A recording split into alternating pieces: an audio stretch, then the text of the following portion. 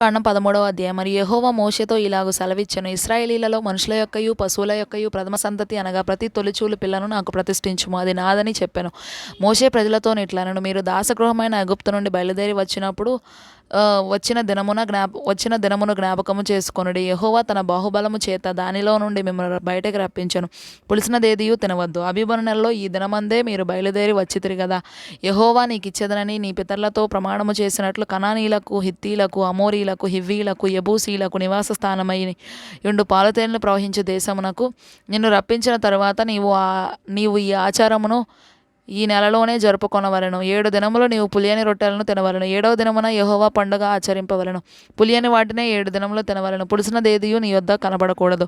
నీ ప్రాంతములన్నిటిలోనూ పొంగినదేదియు నీ యొద్ద కనబడకూడదు. మరియు ఆ దినమున నేను ఐగుప్తులో నుండి వచ్చినప్పుడు యెహోవా నాకు చేసిన దాని నిమిత్తము పొంగని రొట్టెలను తినుచున్నానని నీ కుమారునికి తెలియజెప్పవలెను. యెహోవా ధర్మశాస్త్రం నీ నోట నుండినట్లు బలమైన చేతితో యెహోవా ఐగుప్తులో నుండి నిన్ను బయటకు రప్పించననుటకు ఈ ఆచారము నీ చేతి మీద నీకు సూచనగాను నీ కనుల మధ్య జ్ఞాపకార్థముగా ఉండును. కాబట్టి ప్రతి సంవత్సరము ఈ కట్టడను దాని నియామక కాలమున ఆచరింపవలను. యెహోవా నీతోనూ నీ పితరులతోనూ ప్రమాణం చేసినట్లు ఆయన కనానీయుల దేశంలోనికి నిన్ను చేర్చి దానిని నీకు ఇచ్చిన తరువాత ప్రతి తొలిచూలు పిల్లను నీకు కలుగు పశువుల సంతతిలో ప్రతి తొలిపిల్లను యెహోవాకు ప్రతిష్ఠింపవలను. వానిలో మగ సంతానము యెహోవా దగును. ప్రతి గాడిద తొలిపిల్లను వెల ఇచ్చి విడిపించి దానికి మారుగా గొర్రెపిల్లను ప్రతిష్ఠింపవలను. అట్లు దానిని విడిపింపని ఎడల దాని మెడను విరగదీయవలెను. నీ కుమారులలో తొలిచూలి అయిన ప్రతి మగవానిని వెల ఇచ్చి విడిపింపవలెను. ఇక మీదట నీ కుమారుడు ఇది ఏమిటని నిన్ను అడుగునప్పుడు నీవు వానిని చూచి బాహుబలము చేత యెహోవా దాసగృహమైన ఐగుప్తులో నుండి మనలను బయటకు రప్పించెను. ఫరో మనలను పోనీయకుండా తన మనస్సును కఠినపరచుకొనగా యెహోవా మనుషుల తొలి సంతానమేమి జంతువుల తొలి సంతానమేమి ఐగుప్తు దేశంలో తొలి సంతానమంతయు సంహరించెను.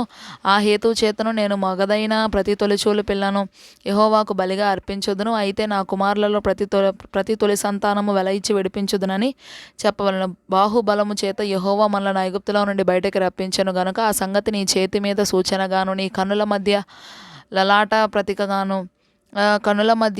ప్రతీకగాను ఉండవలను అని చెప్పెను. మరియు ఫరో ప్రజలను పోనీయగా దేవుడు ఈ ప్రజలు యుద్ధము చూచినప్పుడు వారు పశ్చాత్తాపడి ఐగుప్తుకు తిరుగుదురేమో అనుకుని ఫిలిస్తీన్ల దేశము సమీపమైనను ఆ మార్గమున వారిని నడిపింపలేదు. అయితే దేవుడు ప్రజలను చుట్టుదారియగు ఎర్ర సముద్రపు అరణ్య మార్గమున నడిపించెను. ఇశ్రాయేలీయులు యుద్ధ సన్నద్ధులై ఐగుప్తులో నుండి వచ్చిరి. మరియు మోషే యోసేపు ఎముకలను తీసుకొని వచ్చెను. అతడు దేవుడు నిశ్చయముగా దర్శనమిచ్చెను. అప్పుడు మీరు నా ఎముకలను ఇక్కడ నుండి తీసుకొని పోవాలని ఇశ్రాయేలీయుల చేత రూఢిగా ప్రమాణము చేయించుకొని ఉండెను. వారు సుక్కోతు నుండి ప్రయాణమైపోయి అరణ్యము దగ్గరనున్న ఏతాములో దిగిరి. వారు పగలు రాత్రియు ప్రయాణము చేయునట్లుగా యెహోవా త్రోవలో వారు నడిపించుటకై పగటివేళ మేఘస్తంభములోను వారికి వెలిగించుటకు రాత్రివేళ అగ్నిస్తంభములోను ఉండి వారికి ముందుగా నడుచుచూ వచ్చెను. ఆయన పగటివేళ మేఘస్తంభమునైనను రాత్రివేళ అగ్నిస్తంభమునైనను ప్రజల ఎదుట నుండి తొలగింపలేదు.